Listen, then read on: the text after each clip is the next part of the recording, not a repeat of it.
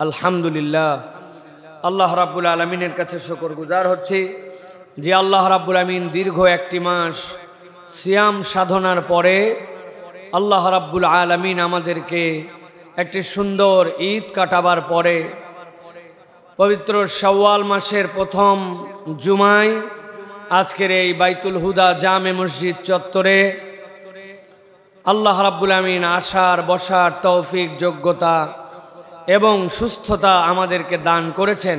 সে আল্লাহর কাছে আল্লাহ রাব্বুল আলামিনের শেখানো বাক্যে কালিমাতুশ শুকর আদায় করি। সকলে আনন্দ চিত্তে বুলন্দ আওয়াজে আল্লাহ রাব্বুল আলামিনকে খুশি করার জন্য সমস্বরে একসাথে পড়ছি আলহামদুলিল্লাহ। দরুদ এবং সালাম বর্ষিত হোক মানবতার মহান মুক্তির দূত আকায়ে নামদার তাজেদারে মদিনা আপনার আমার প্রিয় রাসূল জনাবে মুহাম্মদুর রাসূলুল্লাহ সাল্লাল্লাহু আলাইহি ওয়াসাল্লামের প্রতি। সম্মানিত হাজিরিন, আজকের এই জুমা পূর্ব অধিবেশনে সংক্ষিপ্ত সময়ে আমরা যে বিষয়ে কথা শুনব সেটি হচ্ছে রমাদান আমাদেরকে কতকগুলো অভ্যাস এবং কতকগুলো নিয়ামত দিয়ে গিয়েছে। আমরা রমাদানের পরবর্তী বাকি 11টি মাস সেই গুণাগুণগুলি যদি আমাদের অন্তরে ধারণ করে রাখতে পারি তাহলে রমাদানের সাথে আমাদের এই লেনাদেনা, এই রোজা রাখা, এটি হবে বিশ্বাসে পরিপূর্ণ। আর যদি রমাদানও গেল আমার সে অভ্যাসগুলো আমরা বাদ দিয়ে দিলাম তাহলে রমাদানের বিদায়টি হবে রমাদানের সাথে বিশ্বাসে, রমাদানের পরবর্তীতে বিশ্বাসঘাতকতার সাথে। সুতরাং আমরা বিশ্বাসঘাতক মুনাফেক হতে চাই না, আমরা হতে চাই মুমিন মুসলমান, ঠিক কিনা? অতএব যদি মুমিন মুসলমান হতে চাই তাহলে আল্লাহ রাব্বুল আলামিনের ঘোষণা অনুযায়ী রমাদানের প্র্যাকটিসগুলি আমাদেরকে ধারণ করতে হবে। এবং দয়াময় রহমান তার বান্দাকে যে পছন্দ করে অনেকগুলি গুণাগুণের কথা বলেছেন, এর মধ্যে থেকে 3টা গুণাগুণ আপনার আমার জীবনে সার্বক্ষণিক প্র্যাকটিসে আনতে হবে। আমরা এই 5 আর 3 এই 8টি বিষয়ের সংক্ষিপ্ত আলোচনা আমরা জানব এবং বুঝব, সাথে সাথে আমল করার নিয়ত করব। আল্লাহ যেন আমাদেরকে তৌফিক দান করেন। সকলে বলেন আল্লাহুম্মা আমিন। রমাদান মূলত আমাদের কাছে কেন এসেছিল? রমাদান আমাদের কাছে এসেছিল আমাদেরকে মুত্তাকি বানানোর জন্য, তাকওয়াবান বানানোর জন্য। আল্লাহ যেগুলো কাজ পছন্দ করেন না বান্দা ওইগুলা কাজ করবে না, এটাই হবে তার শেষ শপথ। কথা বোঝেন ক্লিয়ার? আল্লাহ যা পছন্দ করেন না বান্দা ওই কাজ করবে না, এটাই হচ্ছে তার শেষ শপথ। আল্লাহ যা নিষেধ করছেন তার সাথে আমার কোনো সম্পর্ক নাই। রমাদান মূলত এই প্র্যাকটিস করানোর জন্য এসেছিল। এই জন্য রমাদানের সিয়াম 1 মাস, আর বিভিন্ন ধরনের সালাফরা বলছেন বাকি সিয়াম হচ্ছে 11 মাস। 1 মাসের সিয়াম কি? যেই জিনিস বৈধ সেটাও আপনার জীবনে নির্ধারিত সময়ে অবৈধ। নিজের স্ত্রী বৈধ কিন্তু তার সংস্পর্শে যাওয়া অবৈধ। নিজের খাদ্য বৈধ, পেটের ক্ষুধাও যৌক্তিক কিন্তু তারপরেও আমি ফজর থেকে সন্ধ্যা খেতে পারি না।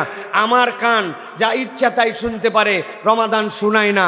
ঝগড়া একটা লেগে গেছে, আমি চাইলেই ঝগড়া করে বিজয়ী হয়ে যেতে পারি, কিন্তু আমি তারপরেও বলছি আনা সায়েম, আমি রোজাদার, আমি তোমার সাথে ঝগড়াঝাটিতে নাই ভাই। এই যে বৈধ থাকার পরেও কাজগুলো অবৈধ, ওই বান্দা যে প্র্যাকটিস করলো আল্লাহ বলছেন বাকি 11 মাস তার প্র্যাকটিস হবে। আল্লাহ যা নিষেধ করেছেন ওইগুলার সাথে তার কোনো সম্পর্ক থাকবে না। আল্লাহ রাব্বুল আলামিন বলছেন 1 নম্বরে আপনার আমার জন্য এই রমাদান, যেই রমাদান আপনাকে আমাকে তাকওয়ার শিক্ষা দিল। আল্লাহ বলছেন এই তাকওয়া অর্জন করলে তোমরা, আর আমি আল্লাহ জানালাম এই তাকওয়া ছাড়া জান্নাতে যাওয়ার কোনো উপায় নাই।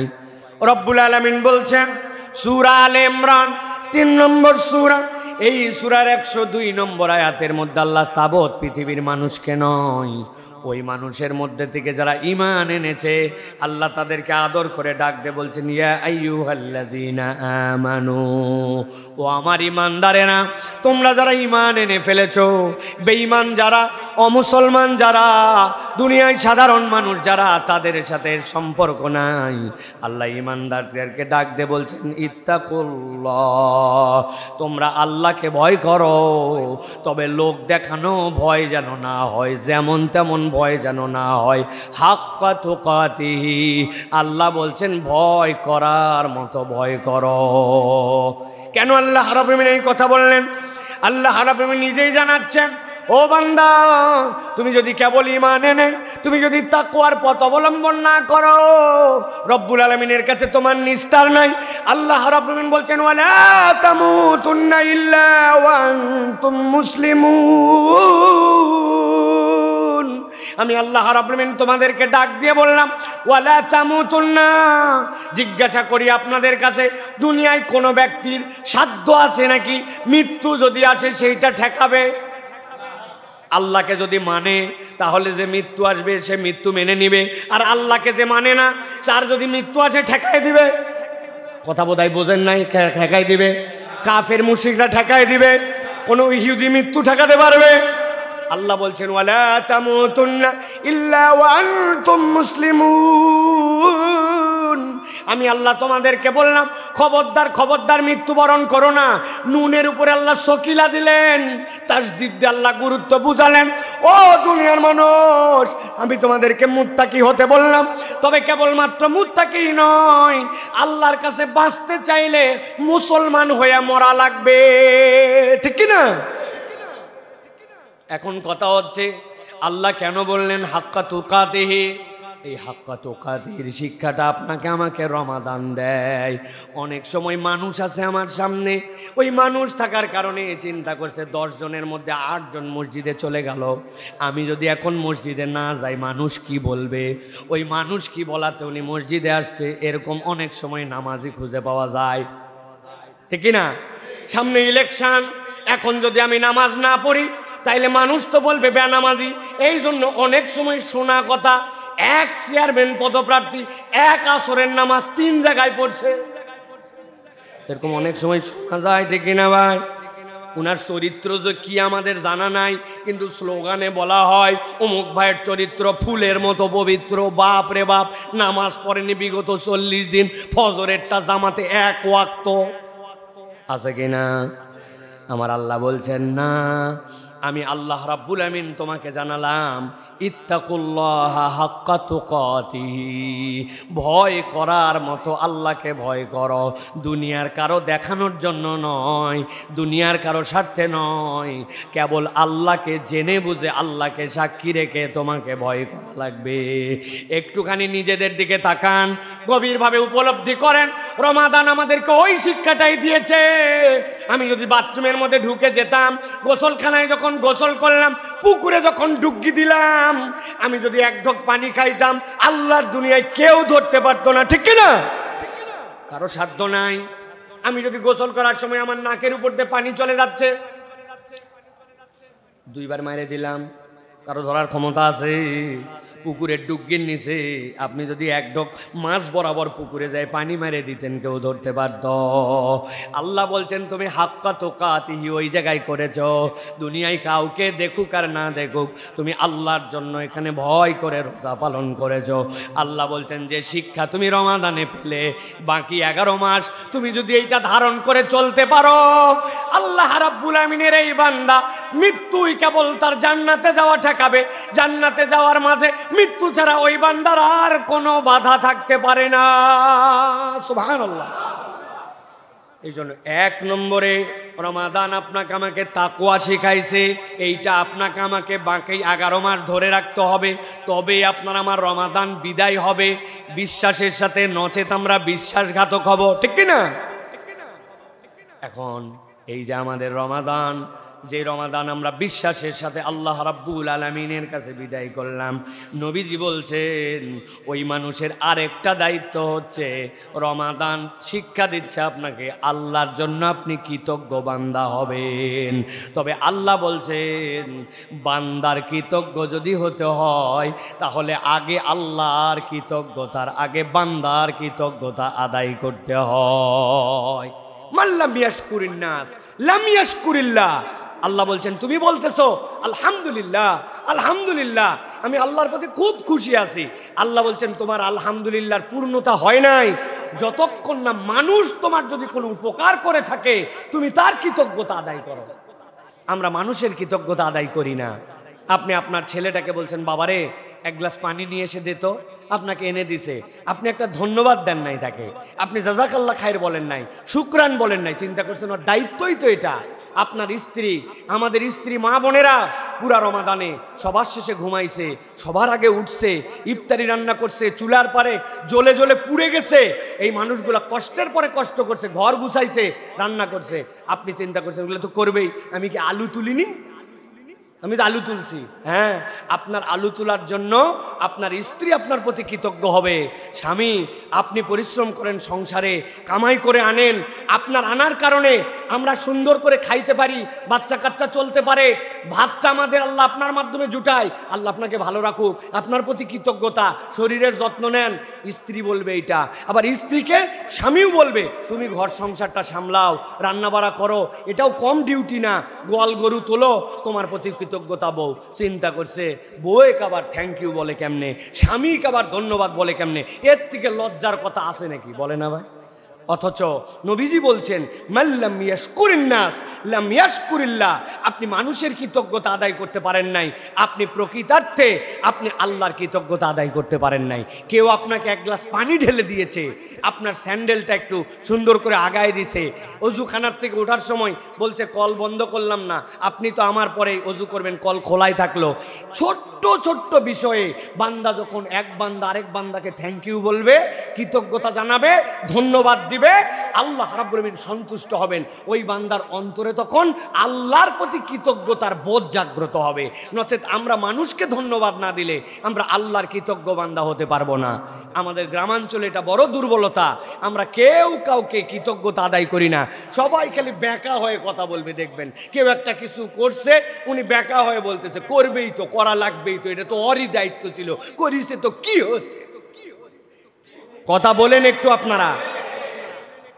এটা আমাদের আল্লাহ রাসূল সাল্লাল্লাহু আলাইহি সাল্লামের কর্তৃক দেখানো নেচার এটা না।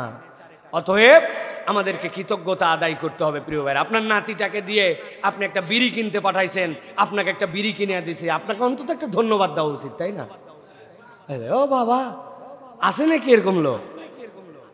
নাতিকদের বিড়ি কিনায় যেই নানা, যেই বাপ, এর থেকে বড় জাহেল বাপ আল্লাহর জমিনের নিচে একটাও নাই। আপনি ওর থেকে বলো একটা বিষ কিনে এনে বলেন যে বিষ খাওয়ার শিখাও তোমার কাছ থেকে, কারণ আপনার কাছ থেকে কি আদর্শ সে শিখলো? হ্যাঁ, আপনার কাছ থেকে কি নৈতিকতা শিখলো? আমার নানা একবার গল্প করছিলেন, একবার তাদের কোন এক ভাইয়েক সেই মারা মারছে তার বাপ, কি জন্য? আগে নাকি হোঁকা পাওয়া যেত না, এখন হোঁকা আনতে বলছে। হোঁকা নিয়ে আসার পরে এক টান দিয়েই যে আনে দিছে তা এ মার কি সে মার। লোকজন জিজ্ঞাসা করতেছে এত মারতেছেন কেন? বলছে ওই হোঁকা খাইয়ে তারপরে আসছে। বলছে কোথায়? আপনার তো কেবল এনে দিল, আপনি কিভাবে বুঝলেন?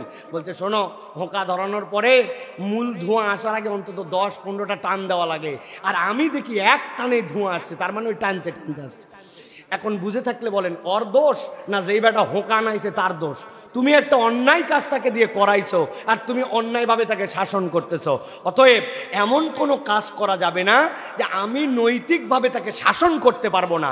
ওই রকম কাজ করালে এই সন্তান, এই নাতি, এই প্রজন্ম আমাদেরকে ভোগাবে। আমি বেনামাজি, আমার বেটাকে দিছি মাদ্রাসায়, ওই ফজরের নামাজ পড়ে না, হুজুর এক যায় বলে হুজুর মাদ্রাসাত খালি ফজর পড়ে, বাড়ির ফজর পড়ে না, অথচ নিজের পরিবারে ফজর পড়ে না, নিজের পরিবারে ওয়াক্ত মতো নামাজ আদায় করে না, নিজের বাপ দাঁড়িয়ে রাখে না, ওর সন্তান কেমনে মানুষ হবে? আগে নিজে মানুষ হওয়ার চেষ্টা করতে হবে, তারপরে প্রজন্মকে মানুষ বানাতে হবে, ঠিক কিনা? আল্লাহ আমাদেরকে বোঝার তৌফিক দান করেন। এটা তাহলে 1 নম্বর বিষয় যে আমরা তাকওয়া এবং এই শুকরিয়া আমরা আমাদের জীবনে ধরে রাখার জন্য চেষ্টা করব। 2 নম্বরে আল্লাহ রাব্বুল আলামিন এই রমাদানের মাধ্যমে আপনার আমার মাঝে একটা সাম্প্রতি আমাদের জন্য সামাজিক একটা সম্প্রীতি দান করেছেন। আল্লাহ মুসলমানদের মধ্যে একটা ঐক্যের প্ল্যাটফর্মে রমাদানকে বানিয়েছেন, যে আপনি যত ধনী হন, যত গরিব হন, আপনি ঢাকার এক প্রান্তে থাকেন আর আপনি বগুড়ার আরেক প্রান্তে থাকেন, আপনি আমার গ্রাম এই চাটখইর আদমদিঘিতে থাকেন, যেখানেই থাকেন, যদি ওয়াক্ত মতো আপনার যেই সাহারির ওয়াক্ত শেষ ওর 1 মিনিট পরে যদি আপনি পানাহার করেন, তাহলে কি আপনার সিয়াম হবে? কথা বোঝেন নাই? হবে। অনেক ক্ষুধা লাগছে, এলাকা অন্ধকার হয়ে গেছে, মেঘাচ্ছন্ন আবহাওয়া, এই জন্য আসরের নামাজের আধা ঘন্টা পরে ঘর অন্ধকার করে যদি আপনি ইফতার করে ফেলেন, আপনার রোজা তো হবে। হবে? ভালো করে বোঝেন, রমাদান আপনাকে ঐক্য শিখালো। এক সময়ে পুরা পৃথিবীর মানুষ তার সূর্যোদয়কে হিসাব করে, তার ফজরকে হিসাব করে সে সিয়াম পালন করে, তার সূর্যাস্তকে হিসাব করে রোজা আসে খোলে। ওই বান্দাটা সকলেই কষ্ট অনুভব করে, আল্লাহর বিধানগুলি তাদের জন্য একই রকমভাবে আসে। রমাদানুল মুবারক সামাজিক একটা সম্প্রীতি বান্দাদের মধ্যে দান করে। আমি নিজে অভুক্ত থাকলে কি কষ্ট হয়, আরেকটা ভাই যেন অভুক্ত না থাকে। আল্লাহর নবী বলে দিলেন, কেউ যদি অপর ভাইয়ের রোজার পুরা সওয়াবটুকু নিজের আমল নামায় নিতে চায়, তাহলে সে যেন তার ভাইকে ইফতার একটু করায়। তার আমল নামার সওয়াব কমানো হবে না, কিন্তু আল্লাহ নিয়ামত বান্দাকে দান করে দিবেন। ইফতারটা আপনি বিতরণ করেছেন, রমাদানের শেষের দিকে এসে আপনি সাদাকাতুল ফিতর আদায় করেছেন। কোনো বাড়িতে যেন সেমাই ফিরনি আর কোনো বাড়িতে কিচ্ছুই নাই, এরকম যেন না হয়। রমাদান আপনাকে আমাকে এইরকম একটা সম্প্রীতির বার্তা দিল। আল্লাহ বলছেন, এই সম্প্রীতিটা যেন রমাদানও শেষ তোমাদের মধ্যে থেকে শেষ না হয়। বাড়িতে বাড়িতে খাদ্য বিতরণ, অভুক্তদের জন্য খোঁজ খবর নেওয়া, মানুষের প্রতি সহমর্মিতা, শাহরুল মুআসাদকে 12 মাস নিজের জীবনে ধারণ করে রাখা, অপরের বাড়িতে খাদ্য প্রেরণ করা, বিভিন্ন ধরনের সম্প্রীতি এবং সামাজিক আচার আচরণগুলো ধরে রাখা। আল্লাহ বলছেন, রমাদান যে শিক্ষা দিল, এই শিক্ষাটা তোমার জীবনে যেন বাস্তবায়িত থাকে। বাকি 11 মাস যদি এইটা প্র্যাকটিসে থাকে, তোমার রমাদান বিশ্বাসের, আর প্র্যাকটিস না থাকলে তোমার রমাদান হচ্ছে বিশ্বাসঘাতকতার। আল্লাহ কোরআনুল কারীমের মধ্যে বলছেন, সূরা আল ইমরান 103 নম্বর আয়াত, আল্লাহ বলছেন, ওয়াতাসিমু বিহাবলিল্লাহি জামিআন ওয়া লা তাফাররাকু।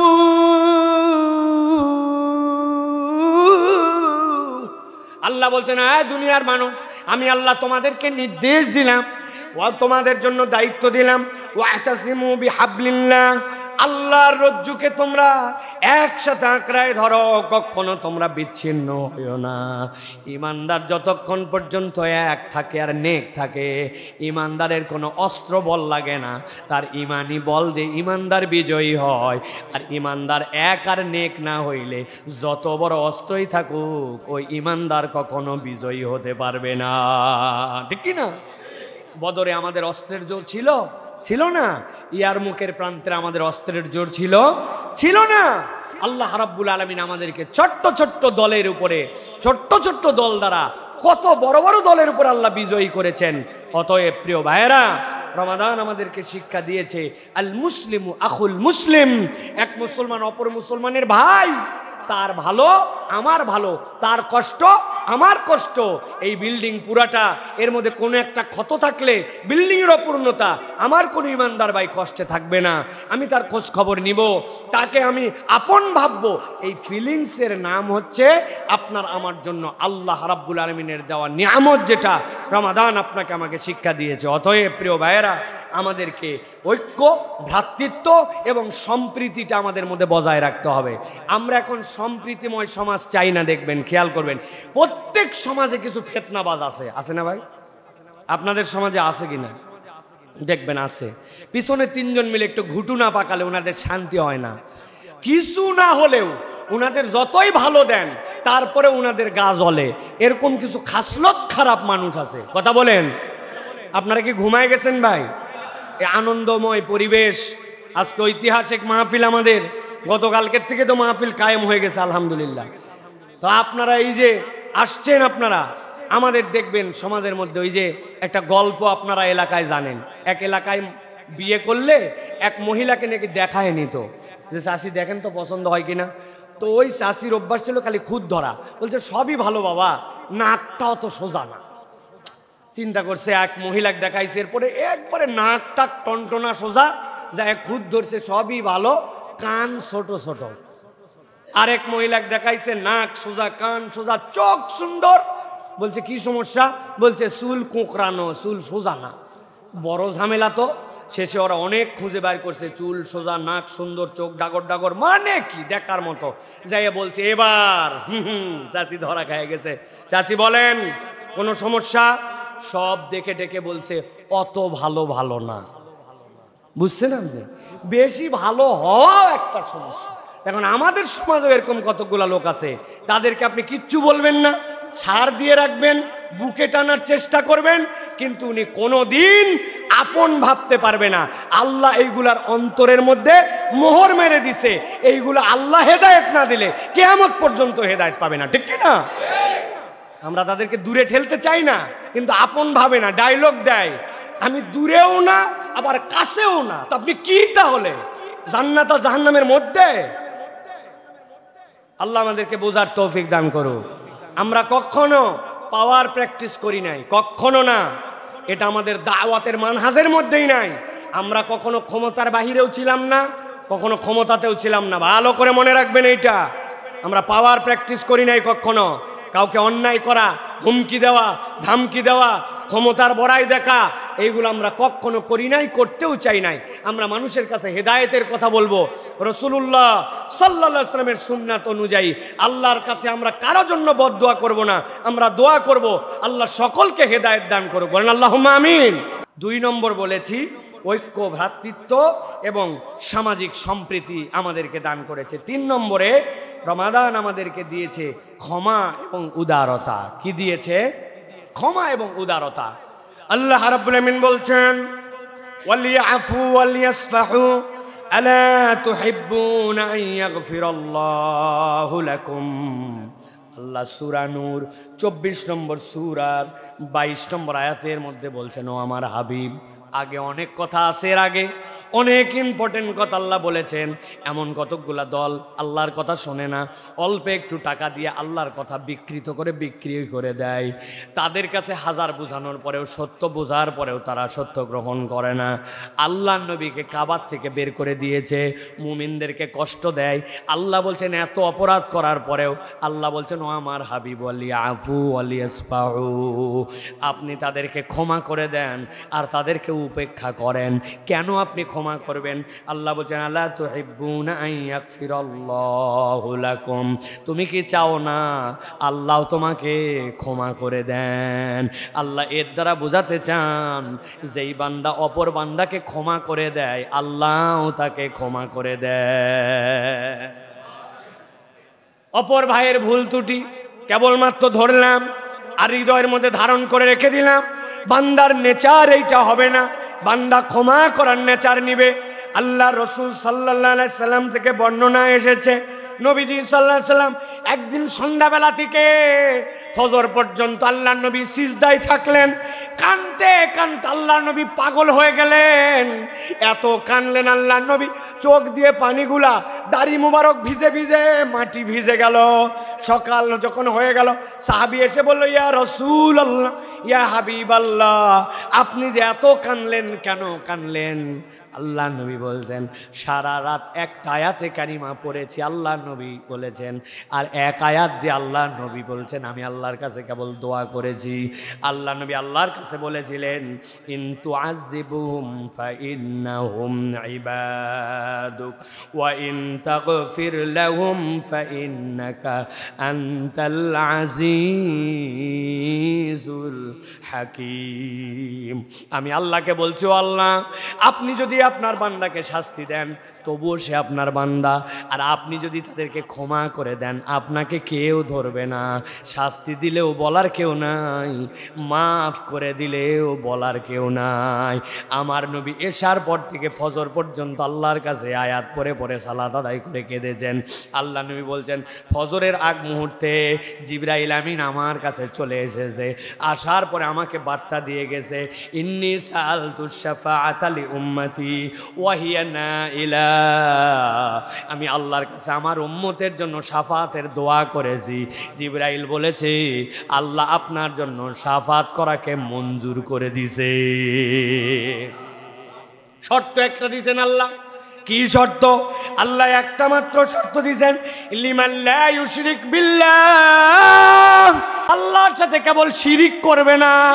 আল্লাহ দায়িত্ব দিয়ে বলেছেন জিবরাইল জানায় দাও, শিরিক না করলে, মুশরিক না হলে আমার নবী যার জন্য শাফাত করবে আমি তার জন্য সুপারিশ কবুল করে নিব। তাহলে মুশরিক হওয়া যাবে না, আল্লাহ ছাড়া কারো কাছে সাহায্য চাওয়া যাবে না, আল্লাহ ছাড়া কারো জীবন বিধান দিতে পারে এইটা বিশ্বাস করা যাবে না। আপনার ঈমান মজবুত করতে হবে। আল্লাহ বলছেন ওয়াল্লাযীনা ইউতুনা মা আতাউ ওয়া কুলুবুহুম ওয়াজিলা আন্নাহুম ইলা রাব্বিহিম রাজিউন। আল্লাহ রাব্বুল আলামিন তাদেরকে যে নিয়ামত দিবেন তারা অভূতপূর্ব হয়ে যাবে। আল্লাহ রাব্বুল আলামিন তাদেরকে বলতেছেন আর আল্লাহর কাছেই তো তোমাকে ফেরত আসতে হবে। দুনিয়ায় যাই করি, ভালো মুসলমান আর খারাপ মুসলমান, টাউট আর বাটপার, আল্লাহকে পছন্দ করি আর করি না, কোরআন পছন্দ করি আর করি না, মাহফিলে সমর্থন করি আর করি না, জুমায় আসি আর না আসি, আল্লাহর কাছে ফেরত যাওয়া কারো কি বাদ থাকবে? কথা বলেন, থাকবে? আল্লাহ বলছেন ওয়ান্নাহুম ইলা রাব্বিহিম রাজিউন, আল্লাহর দিকে তো ফিরবি, তো যেই জায়গায় তোর ফেরাই লাগবে তাহলে ওই রবের কাছে তোর ক্ষমা চাইতে সমস্যা কোথায়? এই জন্য রমাদান আমাদেরকে শিখিয়েছে ক্ষমা চাও। আল্লাহুম্মা ইন্নাকা আফুউন কারীম তুহিব্বুল আফওয়া ফাফু আন্নি, আল্লাহ তুমি আমাকে ক্ষমা করে দাও, ক্ষমা করা পছন্দ করো। অতএব প্রিয় ভাইয়েরা, আপনাকে আমাকে শপথ নিতে হবে মানুষের ভুল অল্প একটু দেখলেই ধরে থাকবো না, মানুষকে ক্ষমা করে দিব, মানুষকে মাফ করে দেওয়া শিখবো। মানুষকে ক্ষমা করে যে আল্লাহর ক্ষমা পায় সে। বলেন তো কি বলছি? মানুষকে ক্ষমা করে যে, আরেকবার বলেন, মানুষকে ক্ষমা করে যে। হ্যাঁ, আমি মানুষকে ক্ষমা করতে শিখি নাই। একজন সালাফ থেকে বর্ণনা আসছে, নবীজি বলছেন মানুষকে ক্ষমা করতে হবে, উনি উনার কর্মচারীকে ক্ষমা করে। এই লোক আবার দুর্দান্ত ভুল করে। একদিন বলছে এই কত ক্ষমা করবো রে তোরে, ক্ষমার তো একটা সীমা আছে। তো সে বলতেছে ক্ষমা তত দূর পর্যন্ত আপনি আমাকে করবেন আল্লাহর কাছে হাসরের দিনে যত দূর পর্যন্ত ক্ষমা আপনি প্রত্যাশা করেন। এখন আপনার ভুল যদি কম হয় তাহলে আমাকে ক্ষমা কম করেন। বলেন তো আমাদের ভুলের অবস্থা কি? আজকে সকাল থেকে এই পর্যন্ত যদি আমল নামার দিকে তাকাই, অন্তর দিয়ে কি ভাবছি, চোখ দিয়ে কি দেখছি, কান দিয়ে কি শুনছি, আপনার আমার বাঁচার উপায় থাকবে ভাই? আপনাদের উপায় থাকতে পারে, আমি সাইফুল্লাহ থাকবে না। আমার গুনাহ যদি কপাল দিয়ে লেখা হতো, ওই ঘড়ি যেরকম লেখা ডিজিটাল, আপনারা মসজিদে আমাকে ঢুকতে দিতেন না, থাপড়ায় বের করে দিত। মুরব্বী দাড়ি পেকে গেছে মনে করে গুনাহ নাই, মহিলা একটা সামনে দিয়ে চলে গেলে অন্তরের মধ্যে কি হয়, ওটা যদি কপালে লেখা উঠে যেত তাহলে ওই মুরব্বীকে কেউ সালাম দিত না। তরুণ ভাব মারে ঘুরে বেড়ায়, দামি মোবাইল হাতে নিয়ে বাইক মারে, ওর বাথরুমের গুনাহ আর একার গুনাহ আর মোবাইলের গুনাহ যদি জনগণের সামনে জানায় দেওয়া হতো, ওই যুবককে কেউ গ্রামে ঢুকতে দিত না। কি ভাই কথা বলেন? আল্লাহ বলছেন তুমি কিসের ফুটানি দেখাও, মানুষের ভুল নিয়ে তুমি পড়ে থাকো, মানুষকে ক্ষমা করো না। অতএব মানুষকে ক্ষমা করতে শিখতে হবে। আল্লাহ নবী এই জন্য বলছেন তাআফাউ ফিদ দিমাই তাআফাউ ফিল আমওয়াল, মানুষের সম্পদের দিক থেকেও ক্ষমা করো, মানুষের রক্তের দিক থেকেও ক্ষমা করে দাও। তুমি কোনো একটা মানুষ অনেক দিন হাওলাত নিছে, এরপরে টাকা দিতে পারতেছে না, আপনি শিওর হয়েছেন যে বেচারি ঠেকে গেছে, আপনি তারে মাফ করে দিতে পারেন। এই কথা শুনে আবার ধান্দাবাজ হয়ে যায় না যে যাক বহুদিন ঘুরাই শেষে মাফ করে দিবে। বাপরে বাপ, গ্রামে টাকা ধার দেওয়া খুব রিস্কি, টাকা দিলে আর কেউ ফেরত দিতে চায় না, এরকম আছে না নেচার ভাই? নেওয়ার সময় অনুনয় বিনয়, দেওয়ার সময় খুঁজে পাওয়া যায় না। বলে বাড়ির বাচ্চাকে শিখাই দেয়, যাই বল আব্বা বাড়িত নাই, অথচ বাপ ভিতরে ওটাই বেটাক বলতে বলছে, বেটা আবার একটু বলত, ওই এসে বলছে চাচা আব্বা বলল আব্বা বাড়িত নাই। তাহলে এখন বোঝেন ঝামেলা বাড়বে না কমবে? এই জন্য প্রিয় ভাইয়েরা, আমাদেরকে ক্ষমা এক নম্বর, আর দুই নম্বর উদার হতে হবে। দিল এত ছোট কেন হবে? ইমানদারের মন এত কুঞ্জুস কেন? আমার দিলটা বড় হবে, সবাইকে হৃদয়ে ধারণ করব, আমি আমার দিলের মধ্যে নেই না। এই উদারতার দুইটা দিক, নবী যা বলছেন ওই আমলে আপনাকে উদার হতে হবে। আমার আব্বা করে গেছে, আগের হুজুর করিছে, পূর্বের মৌলানারা কি বুঝতো না, এত বোঝার দরকার নাই। আপনি সুন্নাত জেনেছেন, আপনি পালন করেন। আপনি বাপদাদা টানেন কেন? আপনার বাপদাদার দাদার আপনি তালিকা খুঁজে দেখেন, দলিলের মধ্যে 5 পুরুষ দেওয়ার পরে হিন্দুর নাম পাবেন। তো হিন্দুরাও তো পূজা করছে, আপনি কি বাপদাদার নাম দিয়ে 10 পুরুষ আগের পূজা করবেন? আপনি ওই জায়গায় মানেন না, আপনি 3 পুরুষ আগের বিধান কেন আপনি কথা বলেন? আমরা আমাদের মসজিদে প্র্যাকটিস করতেছি সালাতের পরে আল্লাহর নবী তার জিন্দেগিতে কোনোদিন সম্মিলিত মোনাজাত করেন নাই। আমরা আমাদের মসজিদে প্র্যাকটিস করতেছি আস্তে আস্তে বাদ দেওয়ার জন্য। কতকের নামাজ না পড়লে সমস্যা নাই, কিন্তু ওনার মোনাজাত নিয়ে ওনার কলিজা ছিঁড়ে যাচ্ছে। এই সকল জিনিস উদারতা নয়, আল্লাহর নবীর বিধান মেনে নেওয়ার নাম উদারতা। এইটা সুন্নতের পাবন্দি, এইটা না করলে দুনিয়া আখিরাত আল্লাহ জিল্লতি করবে। আমরা আমাদের বাপ দাদার কথা বলতেছি না, আল্লাহ আল্লাহ রসুলের কথা বলতেছি, ঠিক কিনা? আপনি গাজওয়ারি করলে আল্লাহর কাছে ধরা খাবেন। কোরআনে আল্লাহ বলেছেন, আমার নবীর সুন্নত জানার পরে কেউ যদি বিরোধিতা করে, আল্লাহ বলছেন ইউখজিকুমুল্লাহ, আল্লাহ দুনিয়াতে লজ্জিত করবেন, আখিরাতে লজ্জিত করবেন। এটা আল্লাহর কথা। পণ্ডিতি করবেন না সব জায়গায়, মাতব্বরি সব জায়গায় করবেন না। আপনার পছন্দ না হতে পারে, কিন্তু ইসলাম ইসলামের জায়গায় ঠিক। ওটা সাইফুল্লাহ ভুল বললেও ভুল, পৃথিবীর বড় আলেম বললেও ভুল, আমার নবী বললে ওর উপর আর কোনো কথা নাই, ঠিক না? কোনো কলম চলবে না, ফুল স্টপ, শেষ। আপনার পছন্দ না হলে চুপ করে থাকবেন, কিন্তু নবীর সুন্নতের উপর কোনো কথা বলা যাবে। উদারতা মানে কি? উদারতা মানে একজন চাইলো 10 টাকা দিয়ে দিলাম, 50 টাকা দিয়ে দিলাম, দিই না। উদারতা মানে দিল বড় করা। আমার হাবিব বলেছেন কোনো সে নাই। যুক্তি দিয়ে তো অনেক কিছুই করতে মন চায়, করবেন। আমি 3টা যুক্তি দেই, আপনাদের করা লাগবে। কারা কারা এখানে বসে বসে কোরআন শরীফ পড়েন? হাত তোলেন। কোরআন শরীফ যখন পড়েন বসে বসে পড়ছেন, জীবনে একবার হলেও কোরআন, হাত তোলেন। কোরআন শরীফ পড়েননি এখানে? নামেন, হাত নামান। বসে বসে কোরআন শরীফ পড়া জায়েজ নাই। এখন থেকে কোরআন শরীফ পড়লে দাঁড়ায় দাঁড়ায় পড়তে হবে। বলি হুজুর যুক্তি, নামাজ ফরজ, ফরজ নামাজে জীবনে কোনোদিন বসে কোরআন শরীফ পড়ছেন? সূরা ফাতিহা বসে না দাঁড়ায়? কথা বলেন। কেরাত সাথে আলাম তারা বসে না দাঁড়ায়? নফল নামাজে বসে না দাঁড়ায়? আত্তাহিয়াতুর জায়গায় কোনো কোরআন তেলাওয়াত আছে? সারা জীবন কোরআন তেলাওয়াত দাঁড়ায়া। আর আপনি কত বড় বেয়াদব, আপনি বসে বসে কোরআন তেলাওয়াত করতেছেন। এখন থেকে আপনাকে দাঁড়ায় কোরআন তেলাওয়াত করা লাগবে, মানবেন? বলছে হুজুর এগুলো আলগা যুক্তি দিয়েন না, ওটা কোন জায়গাটা কোন জায়গা খাটাচ্ছেন। নবীজি এমনিও তেলাওয়াত করছে, নামাজেও পড়ছে, তাহলে আপনি আপনার যুক্তিতে মানেন না, কি ব্যাপার? আমি তো দলিল দিছি আপনাকে। জুম্মার নামাজ পড়া ভালো না খারাপ? কথা বলেন। নামাজে প্রত্যেক রাকাতে কয় সিজদা? নবীজির কোনো গুনাহ ছিল? সাহাবীরা আমাদের থেকে খারাপ মানুষ ছিল? ভালো মানুষ ছিলেন? নবীরা মাসুম ছিলেন? নবীও 2 সিজদা দিল, আর আমার গুনাহ খাতায় ভরা। আজকে 4 সিজদা হবে। সিজদা দেওয়া ভালো, সিজদা দিলে আল্লাহ খুশি হয়। আজকের জুম্মাতে 4 সিজদা দিব, দিবেন? কেন দিবেন না? সিজদা দেওয়া খারাপ? জুম্মার নামাজ প্রত্যেক দিন হয়, দিবেন না কেন? যুক্তি দিলাম তো। ঈদের নামাজে আজান দিছে তো এবার, না? ঈদগাহে যারা আজান দেয়নি ওদের ধরে বানাতে হবে। এতগুলা লোক চাট করে নামাজ পড়লে এই মাঠে, আপনার আজান দিলেন না, লোকজনের কত সুবিধা হতো। একামত দিয়ে এরপরে নামাজে দাঁড়াতেন। একামত দিছেন তো নাকি? কি সমস্যা? মাগরিবে আজান দেন, জুমায় আজান দেন, আর ঈদে আজান দিলেন না। আগামী ঈদের থেকে আমরা কুরবানিতে আজান দিব, দিবেন না? কেন দিবেন না? আজান দেওয়া খারাপ না? নবী করে নাই, তোমার যুক্তি চলবে না।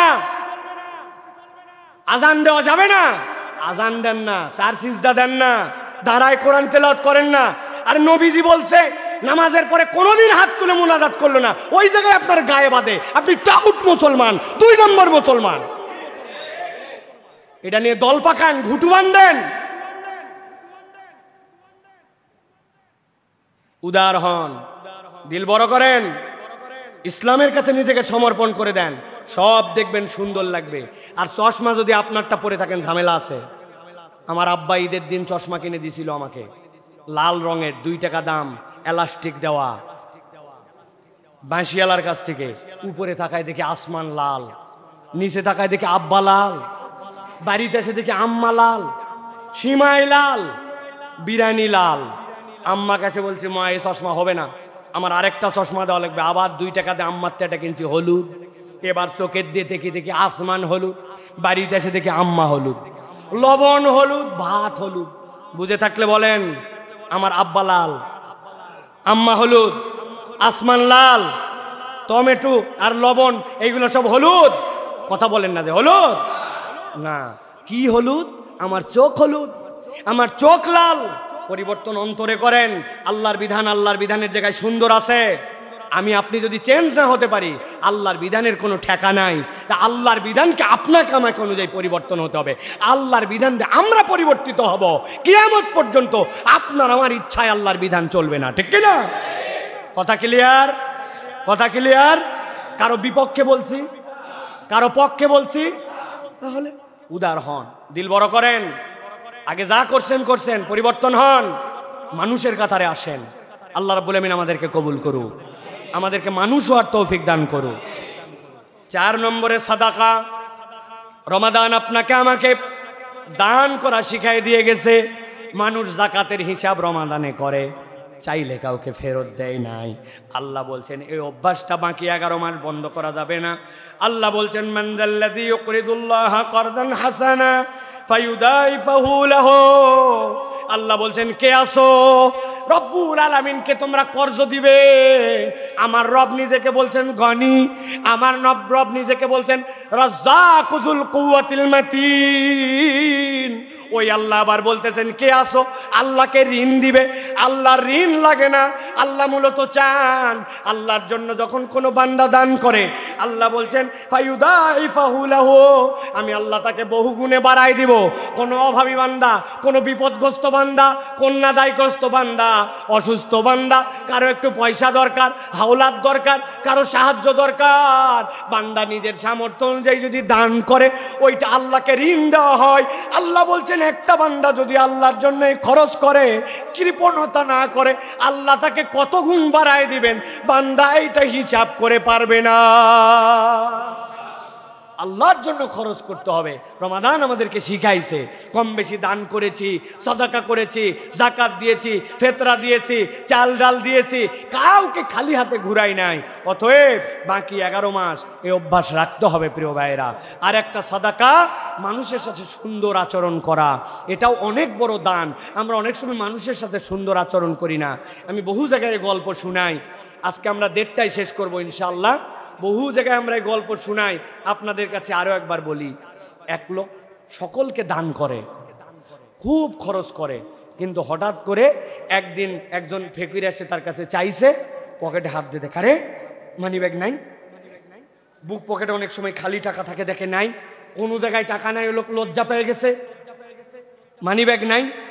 বলতেছে বাবা রে, আজকে দিতে পারলাম না, টাকা আনি নাই রে সোনা, এরপরে যেদিন তোর সাথে দেখা হবে ওই দিন দিব যা।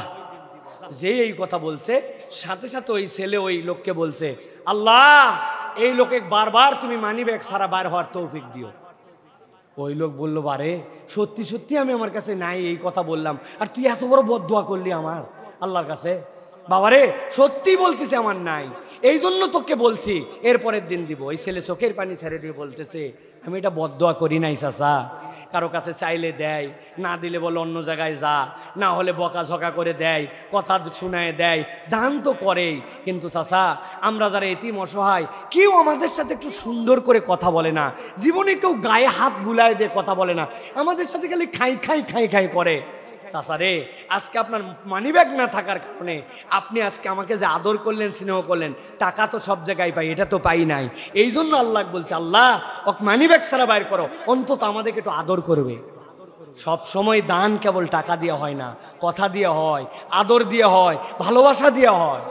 আমাদেরকে এই আচরণটা শিখতে হবে প্রিয় ভাইরা। সর্বশেষ পয়েন্ট যেটা বলবো সেটা হচ্ছে আমরা আনন্দের ক্ষেত্রেও সংযম অবলম্বন করতে হবে। মুসলমানদের প্রত্যেকটা আনন্দের মধ্যে সংযম আছে।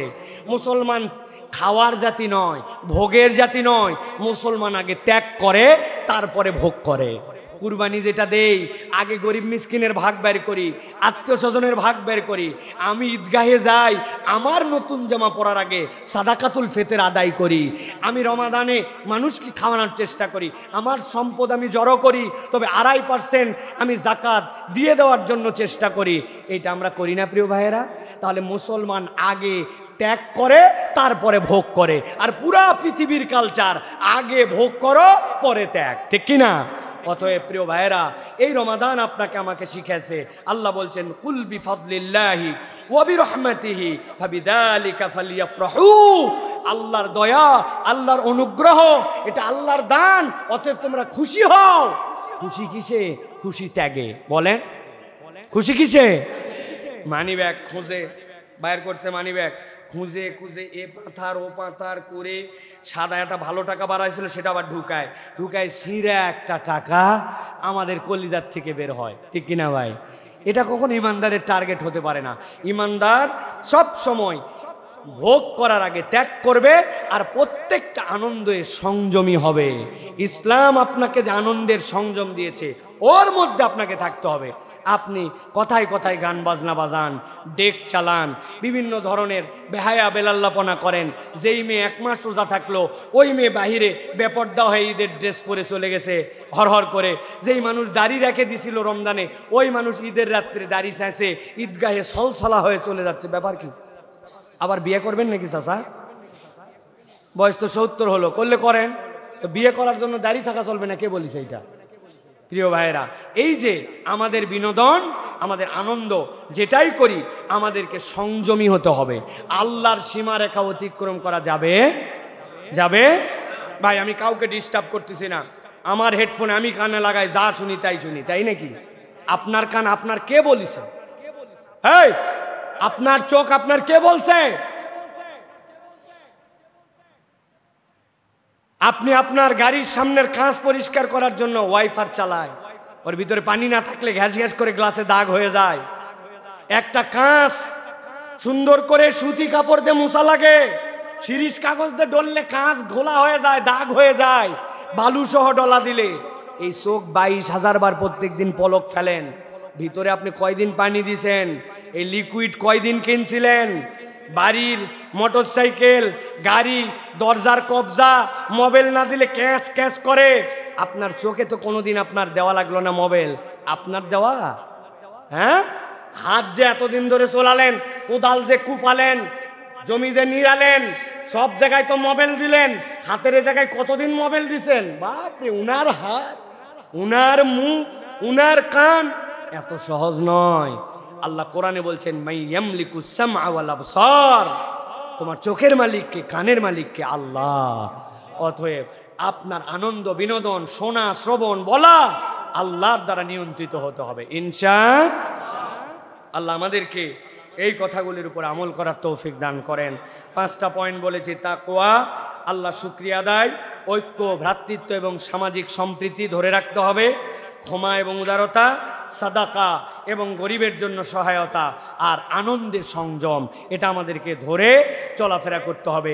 আল্লাহ যেন আমাদেরকে তৌফিক দান করেন, বলেন আল্লাহুম্মা আমিন।